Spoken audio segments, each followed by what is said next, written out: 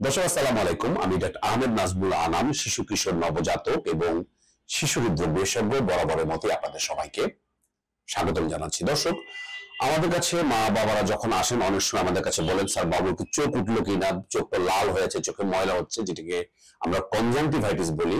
এটি নিয়ে আসলে আমাদের তেমন আলাপ করা হয় না, কিন্তু মারা কিন্তু আমাদের কাছে আসেন। এবং এই মুহূর্তে আমি কিন্তু অনেক বাবুদের পাচ্ছি যেটা আপনারা চোখ ওঠা বলেন, যেটাকে আমরা বলি কনজাংটিভাইটিস বা চোখে সংক্রমণ, সেটা নিয়ে আমাদের কাছে আসেন।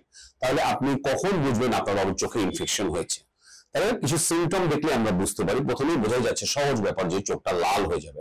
তাহলে চোখে লাল হবে এবং চোখ দিয়ে অনবরত পানি পড়তে পারে, যে কোনো এক চোখে বা সাধারণত দুই চোখেই হয়ে যায়, একটি হওয়ার পর আরেক চোখে হয়। অনবরত পানি পড়তে থাকে এবং চোখের চারপাশে সাদা ময়লা, অনেকাংশে আমরা বলি ক্যাতর হয়েছে, আমরা বলি ময়লা হতে পারে, এবং চোখ চুলকাতে পারে, এবং বাইরে গেলে রোদে গেলে চোখ জ্বালা পোড়া করতে থাকে এবং চোখে অনেক সময় ব্যথা হয়, তীব্র ব্যথা হয়। তাহলে এই যে 5-6টি যে সিমটম আছে, এগুলো কিন্তু চোখ উঠলে বা কনজাংটিভাইটিস হলে তাহলে এটি হতে পারে। সুতরাং এই ব্যাপারে আপনাকে সতর্ক থাকতে হবে। এটি নিয়ে আপনি উদ্বিগ্ন হবেন না। এটি প্রতিরোধ করার মূল উপায় হচ্ছে কিন্তু আপনি বারবার খালি হাত, নোংরা হাতে হাতটা ধরবেন না। আমি বারবার বলবো, চোখটা বারবার এই হাতে ধরবেন না, এবং আপনার বাবু বা আপনার নিজের চোখও বারবার অযাচিত ভাবে ধরবেন না, এবং ধুলাবালিটা এড়িয়ে চলতে হবে।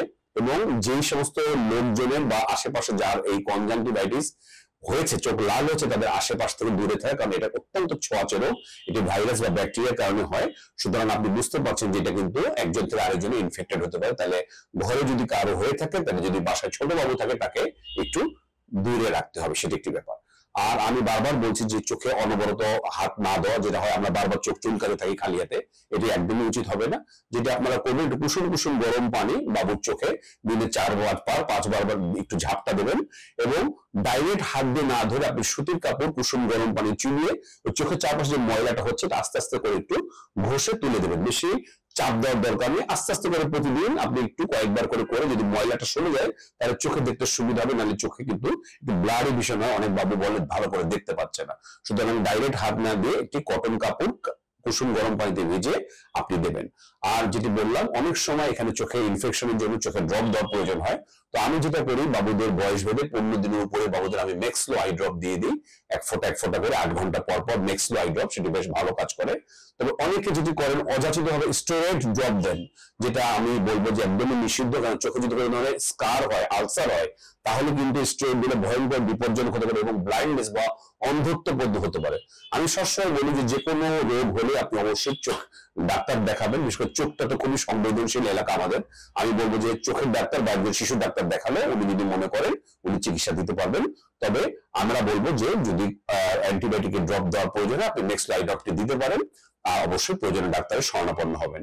যেটা খুবই ইম্পর্টেন্ট কথা, যেটা নবজাতক বাবুদের কিন্তু এরকম চোখে ইনফেকশন হয়, চোখ লাল হয়, এবং সেটা কিন্তু খুবই অ্যালার্মিং, এবং এরকম খুব দ্রুত এই ইনফেকশনটা ছড়িয়ে পড়তে পারে। তাহলে ছোট বাবু যদি একদম নবজাতক বাবু চোখ লাল হয়, চোখ দিয়ে ময়লা পড়ে, তাহলে অবশ্যই আপনার ডাক্তারকে দেখিয়ে নেবেন। উনি সিদ্ধান্ত নেবেন উনি নিজে চিকিৎসা দেবেন নাকি চোখের ডাক্তার কাছে পাঠাবেন। তো দর্শক, আমি মনে করছি যে চোখ ওঠার যে ব্যাপারটা হচ্ছে কনজাংটিভাইটিস, এটা খুব কমন সমস্যা। এটা নিয়ে আসলে আমরা তেমন একটা আলাপ করি না, কিন্তু আমি মনে করছি এটি যখন হয় তখন খুবই কষ্ট হয়। যখন ব্যথা হবে, সিরাপ, প্যারাসিটামল বা নাপা আপনি ব্যবহার করবেন। নাপা বা প্যারাসিটামলের সঠিক ডোজ নিয়ে আমার অনেক ভিডিও আছে, আপনারা এটা দেখে নেবেন। এবং চোখ ব্যাপারে আপনারা সতর্ক থাকবেন এবং অযাচিত ভাবে নিজে থেকে এর কাছ থেকে শুনে অন্যান্য ড্রপ প্লিজ ব্যবহার করবেন না চোখে।